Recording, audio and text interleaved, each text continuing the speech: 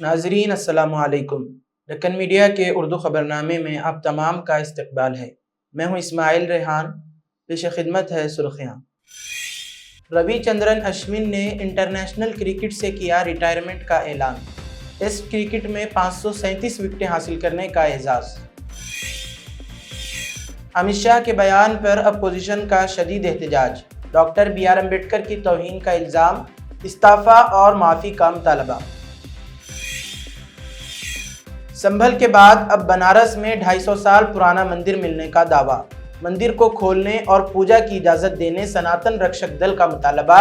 مسلم اکثریتی علاقے میں بے بنیاد دعوے اور کشیدگی پیدا کرنے کی کوشش۔ تارک راما راؤ نے اسمبلی تک آٹو چلایا، وعدوں کو پورا کرنے کا کیا مطالبہ۔ بی آر ایس کے ارکان مقننہ خاکی شرٹ پہن کر آٹو میں اسمبلی پہنچے۔ اور اب خبریں تفصیل سے۔ ہندوستان کے عظیم آف سپنر روی چندرن اشون نے انٹرنیشنل کرکٹ سے ریٹائرمنٹ لینے کا اعلان کر دیا ہے۔ انہوں نے یہ اعلان ہندوستان اور آسٹریلیا کے درمیان گابا میں کھیلے گئے ٹیسٹ میچ کے بعد کیا۔ اشون کا کرکٹ کیریئر شاندار رہا ہے، جس میں انہوں نے ٹیسٹ کرکٹ میں 537 وکٹیں حاصل کی اور 3503 رن بھی بنائے ہیں۔ اس کے علاوہ انہوں نے ون ڈے اور T20 کرکٹ میں بھی شاندار کارکردگی کا مظاہرہ کیا۔ اشون کا کیریئر ہندوستانی کرکٹ کے لیے ایک تاریخی سنگ میل رہا ہے اور ان کے ریٹائرمنٹ کے بعد یہ امید کی جا رہی ہے کہ وہ کرکٹ کے دوسرے پہلوؤں میں اپنا کردار ادا کریں گے۔ اشون نے ہندوستانی ٹیم کے لیے 106 ٹیسٹ میچز کھیلے، جن میں انہوں نے 537 وکٹیں حاصل کیں۔ اس دوران انہوں نے 6 سنچریاں اور 14 نصف سنچریاں بھی بنائیں اور ان کا بہترین ٹیسٹ سکور 124 رن رہا۔ ان کے شاندار بولنگ اعداد و شمار اور بیٹنگ کے ریکارڈ نے انہیں ہندوستانی کرکٹ کا ایک اہم حصہ بنا دیا۔ گابا ٹیسٹ کے بعد اشون نے جذباتی ہوتے ہوئے یہ اعلان کیا کہ ان کے لیے انٹرنیشنل کرکٹ میں یہ ان کا آخری دن ہے۔ پریس کانفرنس کے دوران ان کے ساتھ ہندوستانی ٹیم کے کپتان روہت شرما بھی موجود تھے۔ اس موقع پر اشون نے اپنے کرکٹ کیریئر کے بارے میں خیالات کا اظہار کیا اور کہا کہ وہ اپنے فیصلے پر مکمل طور پر مطمئن ہیں۔ روس کی تحقیقاتی کمیٹی نے تصدیق کی ہے کہ ایک سینئر فوجی جنرل بم دھماکے میں ہلاک ہو گئے ہیں۔ ہلاک ہونے والے افسر روسی nuclear and chemical protection forces کے سربراہ تھے۔ روس کی radio active chemical and biological defence کے لیے مخصوص فورس کے سربراہ لیفٹیننٹ جنرل ایگور کریلوف کو دارالحکومت ماسکو میں صدر کی سرکاری رہائش گاہ کرملن سے صرف 6.5 کلومیٹر دور ایک رہائشی عمارت کے باہر بم دھماکے میں نشانہ بنایا گیا ہے۔ خبر رساں ادارے کے مطابق منگل کو بم دھماکہ ایک الیکٹرک اسکوٹر میں چھپائے گئے بارودی مواد میں ہوا۔ روسی تحقیقاتی کمیٹی کے مطابق دھماکے میں جنرل ایگور کریلوف اور ان کے معاون کو قتل کیا گیا ہے۔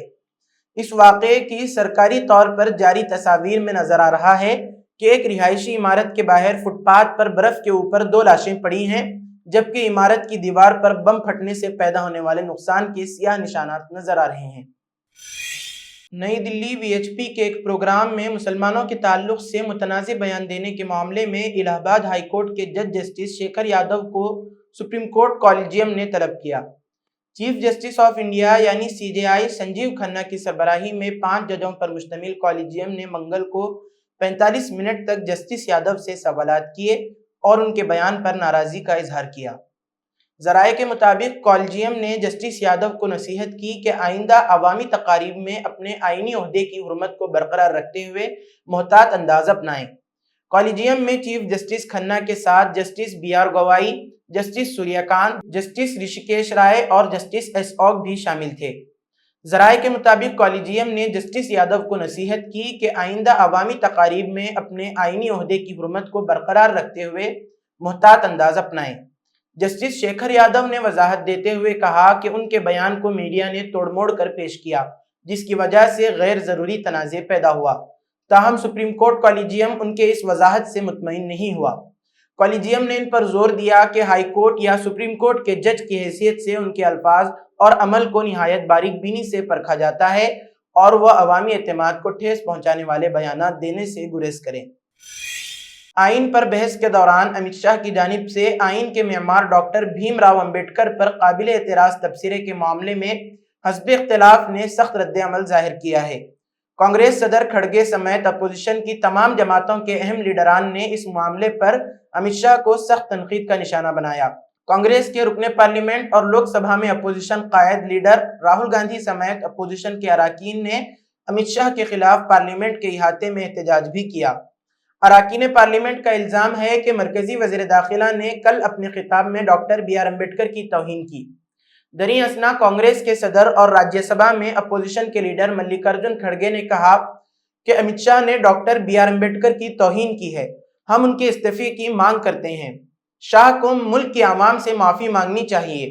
کھڑگے نے کہا، جب امت شاہ بابا صاحب کے بارے میں بات کر رہے تھے تو انہوں نے کہا کہ جتنی بار آپ امبیڈکر کا نام لیتے ہو اتنی بار اگر آپ بھگوان کا نام لیں گے تو 7 بار جنت میں جائیں گے، یعنی بابا صاحب کا نام لینا گناہ ہے۔ اس وقت میں نے ہاتھ اٹھایا اور انہیں بولنے سے روکنے کی کوشش کی، لیکن مجھے موقع نہیں ملا۔ بابا صاحب امبیڈکر کے بنائے گئے آئین پر بحث چل رہی تھی، اس لیے ہم خاموش رہے۔ راہل گاندھی نے ایکس پر لکھا، منو اسمرتی کو ماننے والوں کو امبیڈکر جی سے تکلیف بے شک ہوگی ہی۔ عام آدمی پارٹی کے قومی کنوینر اروند کیجریوال نے ایک ویڈیو شیئر کرتے ہوئے ایکس پر لکھا، دیکھیں کیسے امت شاہ پارلیمنٹ میں بابا صاحب امبیڈکر کا مذاق اڑا رہے ہیں۔ ان بی جے پی والوں کو اتنا گھمنڈ ہو گیا ہے کہ یہ کسی کو کچھ نہیں سمجھتے۔ ہاں، امت شاہ بابا صاحب اس ملک کے ہر بچے کے لیے بھگوان سے کم نہیں ہے۔ مرنے کے بعد جنت کا تو پتہ نہیں، لیکن اگر بابا صاحب کا آئین نہ ہوتا تو آپ لوگ دبے کچلے غریبوں اور دلتوں کو اس زمین پر جینے نہیں دیتے۔ بابا صاحب کی توہین ہندوستان برداشت نہیں کرے گا۔ وہیں آزاد سماج پارٹی یعنی کانشی رام کے سربراہ اور لوک سبھا کے رکن پارلیمنٹ چندر شیکھر آزاد نے کہا، وزیر داخلہ امت شاہ کا بیان محترم بابا صاحب ڈاکٹر بھیم راؤ امبیڈکر کے تاریخی تعاون اور سماجی انصاف کے لیے ان کی جدوجہد کی توہین ہے۔ بابا صاحب ڈاکٹر بھیم راؤ امبیڈکر کا نام لینا کوئی فیشن نہیں بلکہ مساوات، آزادی اور سماجی تبدیلی کی اس تحریک کا نشان ہے جس میں کروڑوں دبے کچلے لوگوں کو انصاف اور حقوق دیے۔ یتی نرسمہانند کی اعلان کردہ دھرم سنسد کے خلاف 60 سے زائد ہندو رہنماؤں اور صنعتوں نے شدید رد عمل کا اظہار کرتے ہوئے اسے تقسیم پیدا کرنے والا قرار دیا۔ ستیہ دھرم سمواد یعنی ایس ڈی ایس نے اسے سناتن دھرم کی حقیقی روح کے منافی قرار دیا اور ہندو تنظیموں اور مذہبی رہنماؤں سے اس کا بائیکاٹ کرنے کی اپیل کی ہے۔ ایس ڈی ایس نے اپنے بیان میں کہا کہ اس طرح کے اقدامات مذہب کے روحانی تقدس کو مجروح کرتے ہیں اور ملک کی نازک ہم آہنگی اور اتحاد کو خطرے میں ڈالتے ہیں۔ بیان میں مزید کہا گیا ہے کہ ہندو دھرم اپنے نظریات واسدھیو کٹمبم یعنی یہ دنیا کا ایک خاندان ہے اور سرو دھرم سمبھوا یعنی تمام مذاہب کے احترام کے تحت ہمیشہ امن اور اتحاد کی علامت رہا ہے۔ ایس ڈی ایس نے نفرت انگیز تقریر اور تفرقہ انگیز کارروائیوں کو سختی سے مسترد کرتے ہوئے کہا کہ یہ سیاسی مقاصد کے لیے مذہب کے استحصال کی کوشش ہے جو قابل مذمت ہے۔ واضح رہے کہ اس بیان پر 62 ہندو تنظیموں کے نمائندوں نے دستخط کیے ہیں، جن میں لنگایت کمیونٹی اور بھگوت گیتا اسکول جیسی اہم تنظیمیں شامل ہیں۔ وارانسی کے مدن پورہ علاقے میں ایک 250 سال پرانے مندر کے دریافت کا دعویٰ سامنے آ رہا ہے، جس کے باعث علاقے میں کشیدگی پیدا ہو گئی ہے۔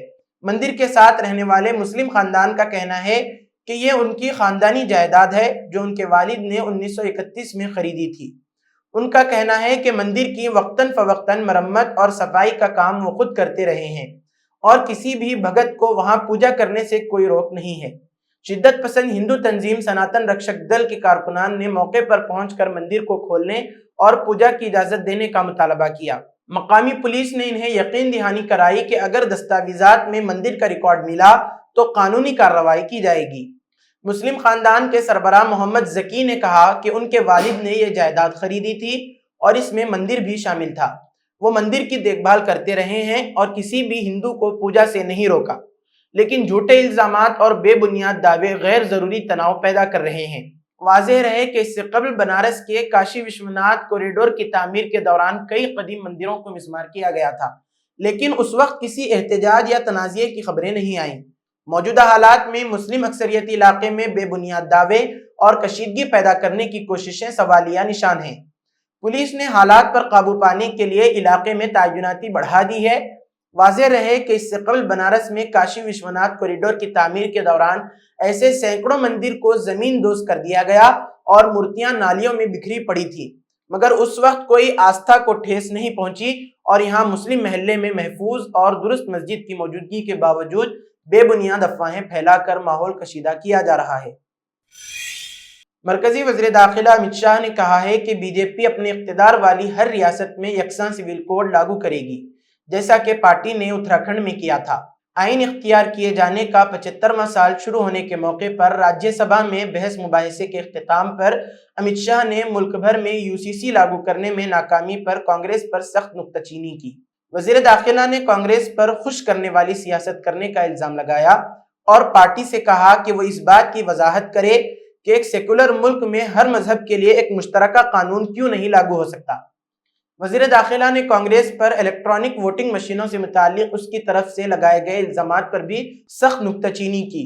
انہوں نے کہا کہ جن کچھ لوگوں نے مہاراشٹر کے نتائج کے بارے میں شکایتیں کی، انہوں نے جھارکھنڈ میں جشن منایا، جہاں JMM قیادت والے INDIA اتحاد کو اسمبلی انتخابات میں کامیابی ملی ہے۔ آئین کے 75 سال کے سفر کے بارے میں راجیہ سبھا میں پیر کو بحث شروع ہوئی تھی، جو 2 دن تک جاری رہی۔ BRS کے ارکان اسمبلی و ارکان کونسل آٹو میں اسمبلی پہنچے۔ آدرش نگر MLA کوارٹرز سے اسمبلی تک آٹو میں ان ارکان اسمبلی اور کونسل نے سفر کرتے ہوئے اسمبلی پہنچے۔ تارک راما راؤ نے خود آٹو چلاتے ہوئے اسمبلی پہنچے۔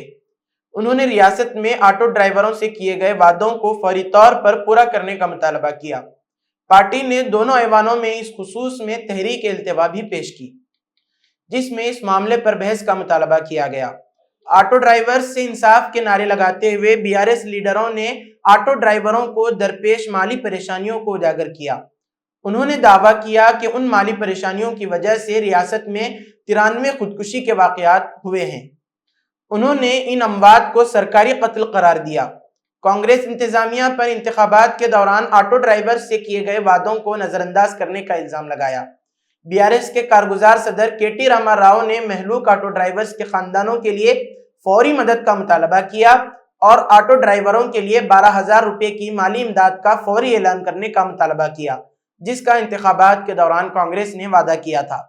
BRS رکن کونسل تارک راما راؤ کے علاوہ ہریش راؤ اور دیگر ارکان مقننہ خاکی شرٹ بھی پہنے ہوئے تھے، جو ڈرائیور کی علامتی ڈریس ہے۔